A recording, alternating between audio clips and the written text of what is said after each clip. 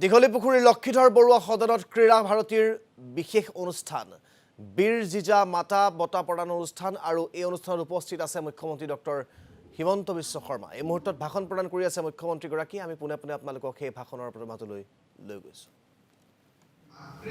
আৰু তেওঁলোকৰ ৰত্নগৰ্ভা আটাইকেইগৰাকী সন্তানৰ ভৱিষ্যত উজ্জ্বল কামনা কৰি মই মোৰ বক্তব্যৰ সামৰণি মাৰিছো। ধন্যবাদ।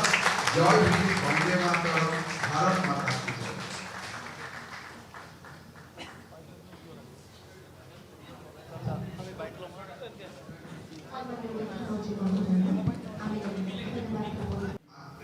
আৰু তেওঁলোকৰ ৰত্নগৰ্ভা আটাইকেইগৰাকী সন্তানৰ ভৱিষ্যত উজ্জ্বল কামনা কৰি মই মোৰ বক্তব্যৰ সামৰণি মাৰিছো। ধন্যবাদ।